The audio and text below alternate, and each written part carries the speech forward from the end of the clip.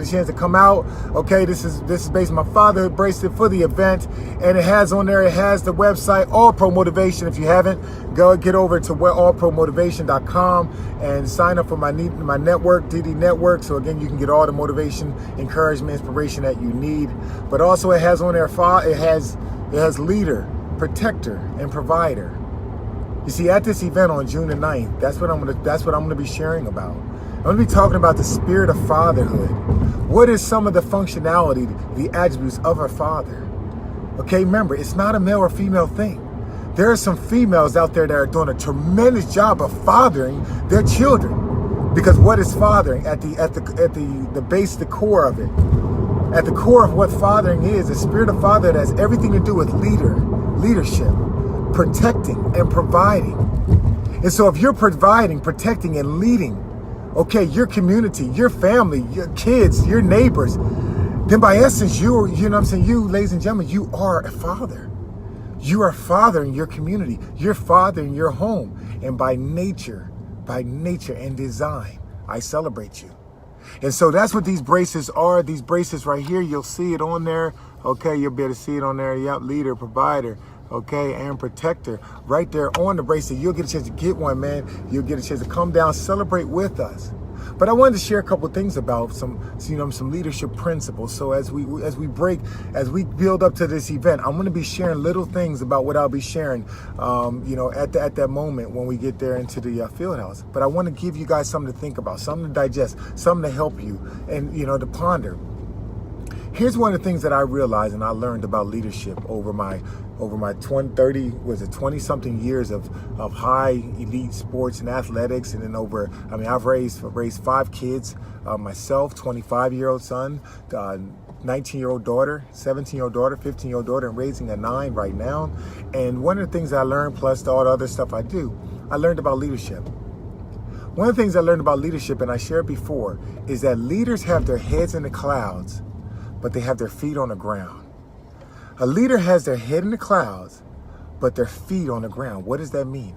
It means that a leader sets the vision. The leader sees things more and bigger than they are right now. A leader sees things into the future. A leader casts a vision. What is happening right now is not exactly what the leader sees. The leader sees what will happen, what must happen, what needs to happen, what's going to happen when when all the effort and the plan is put into place. So a leader has their head in the clouds more times than likely. Not everybody and anybody can live in the cloud. Not anybody and everybody. Once you get up, if you ever did trails or you hiked or whatever, you always realize that when you go up higher into the air, the air gets thinner. Okay, not everybody can breathe up there. Not everybody can function with their heads in the cloud. Not everybody can operate at a high level. The higher they get up into that mountain, the higher they get up and the altitude gets thinner. It's the same thing with leadership. Not everybody can exercise the attributes and the role of a leader the same way as everybody else. Which means that there are qualities, there are attributes, there are things. A leadership is developed over time. And so a leader has their heads in the clouds. That means they're always thinking about, man, they're dreaming, they're planning, they're seeing things better than they are now. They're not complaining. A leader ain't complaining about it. Because a leader knows this, once they sense the complaint, it's their opportunity to solve the complaint. Once they sense it and they see the complaint, now it's their obligation and their opportunity to do something about it. That's a principle of a leader. So a leader has their head in the clouds. I see this event, this Father's Day celebration event, where over 3,000 fathers, mothers, and children come down to the stadium. It's full sports engagement zone. The whole city, basically, I'm going live streaming everything that we're doing. There's music, it's dancing, it's celebration, it's partying, it's having a great time. Organizations are getting connected with people. People are getting connected with each other. People are like, man, Junebug, I ain't seen you in a minute. How's the family? Man, I'm doing all right. Man, I was wondering about you and Cynthia, man. Last time I saw you, man, we made it together. All right, man, we even had a kid. Now we doing our thing. We trying to raise these kids. You know what I'm saying? Like, man, you know what? I need an organization to help me with this. Bam, here they are right here. So a leader had to hit the class. I see all this stuff. But here's the thing. A leader also has their feet on the ground. And what does it mean to have their feet on the ground? It means that a leader must be walking with the people that are helping them fulfill the vision. A leader doesn't just cast a vision and say, okay, y'all do it. No.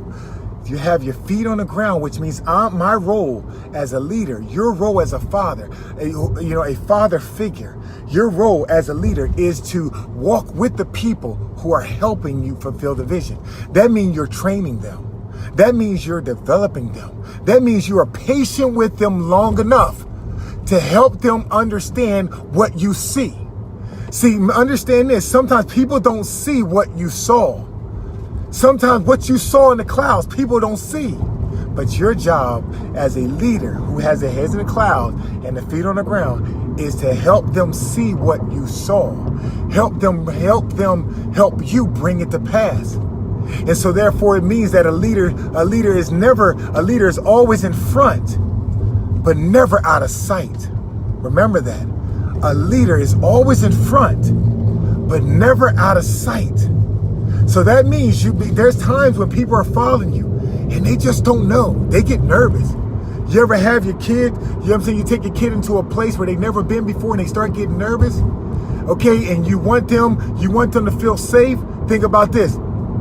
How about you have a kid, you know what I'm saying, you have a kid or, you know what I mean, when they were learning how to ride a bike and you take the training wheels off for the first time. Well, the first time you take the training wheels off, you let the kid know at first you're right next to him, right? Your hand is on the seat. And you let him know, I'm right here, I'm right here, I'm right here. That's where you start with phase 1, right? Leadership, progression, feet on the ground, training them. The next thing is now, you know, your hand was on the seat and you're riding with him. Next thing you know, you're riding along and you take the hand off a little bit. You're training them. See, you see the vision of them riding by themselves. You even see the vision of them riding with no hands. You see it, but you got to train them. You got to walk with them. You got to do it in stages. Next thing you know, not only your hands on the wheel, on the seat, but now you're running next to them and you're like, you got it. Then your hands get back on it again. The next time you do it, your hands are not on the seat. Your hands are not up just for a couple of seconds, but it's a little longer. Then the next time, you know what I'm saying, you're here, you're riding with them, your hands on the seat, you take it off, and then instead of you running next to them, you stop. And you watch them ride for a little bit. And then you see them kind of come to a stop, boom. Then the next time, you say, okay, here's what I want you to do, babe. I want you to ride all the way down to that block. I want you to go around the circle, and I want you to come back. You see, in your mind, a leader, okay, the father, okay, you're leading, you see the vision. You see them riding the bike. But then what you're doing is your head is in the clouds, seeing the vision, your feet are on the ground because you're walking with them, training them, supporting them as they bring it to pass. As you are fathering your children, as you're fathering your community, as you are leading them, and I'm using these words interchangeably, as you're leading them, people that you are leading may get nervous. They may get scared. They may have doubt. They may be uncertain. They may be insecure. But your job, your responsibility, the attribute of a father, a leader, is someone that understands that and walks with them and helps them through those moments. And so understand, a leader has their heads in the cloud and they have their feet on the ground. A leader also, another principle that I've learned with leadership is that a leader understands that that they can't do anything alone. There are no lone rangers when it comes to leadership. Because if you think you're leading somebody, you look around, nobody's with you, you're just taking a walk. You ain't leading nothing and nobody. You just purely taking a walk by yourself. Hopefully you got some good music because you just by yourself. But a leader understands that they can't do it alone. That just basically means they understand, you know what, although you have your skill set, although you have your ability, although you have your talent, although you have your lane, and you can be a jack of all trades, although you are masterfully skilled in so many things, you still, at the end of the day, you can't do everything alone. You need people. A leader understands that. I may be driving this car, but there are people in the back seat that are part of this ride. Now, when I stop this car, or even while I'm on my journey, they have a role and responsibility. You ever take a long trip somewhere in the car? Okay, and you're driving like 5, 6, 7 hours from one state to the next. And you's like, listen, man, you know, my eyes getting tired. And you telling the person in the passenger seat, like, hey, do me a favor. I need you to keep me woke. I need you to, you know, let's talk, change the station, tell me a joke that ain't funny. You know what I mean? Something. I need you to do something to help me stay awake. You see, a leader understands that they're in a car, but they can't do it by themselves and they're never alone.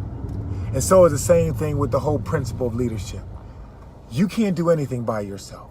You can go fast by yourself, but you know what? You can go further with other people. And see, and as you understand that, the key is who's going with you? Who's riding this wave with you? Who's following you? Who's helping bring the vision to pass?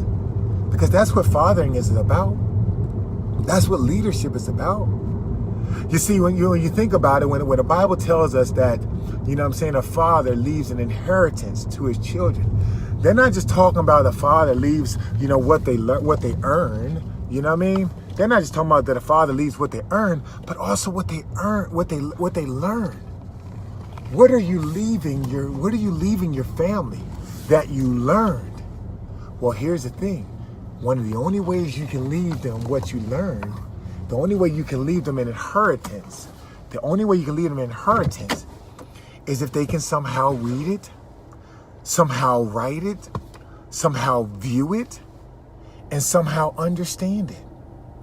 And so fathering has everything to do with, leading has everything to do with, are you documenting something in the people that you're leading where they can now learn it, they can see it, they can remember it, they can recall it, they can experience it. And so how do you do that? Well, you do it by writing. That means you're writing down what are some of the challenges you've faced in your life and what are some of the ways you've overcame it. If you're not creating that memoir, if you're not doing it, then you are doing injustice, okay, and injustice to your family, to your kids, to the people that come behind you. If you are not documenting the trials that you went through in your life, pick the 5 or 7 things that the most terrific or horrific things that you went through in your life. If you're not documenting that, writing it down or recording it, and then also talking about how you got over it and the lessons you learned. If you're not doing that, you are doing a disservice to the people that come behind you. You're doing a disservice to the next generation. Why? Why do I say that?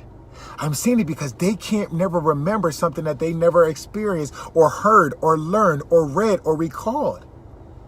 You see, the things that we're doing now, we remember them and we do them. Why? Because we saw them, because we read them, because we experienced them.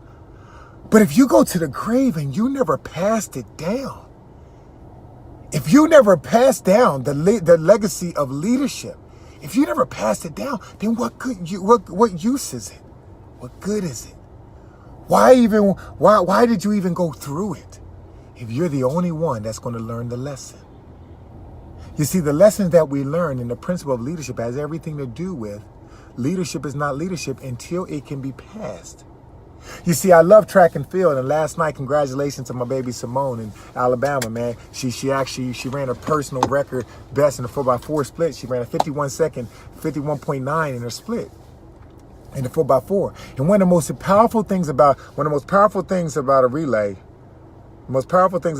race is the fact that it's not important. The most important thing is not the people in the race. That's not the most important thing. But the most important thing about a relay race is the baton. That baton got to keep going. That baton, if the baton gets dropped, disqualified. If the baton gets, if one person finishes and they hold on to the baton, the other person go without it, it gets disqualified.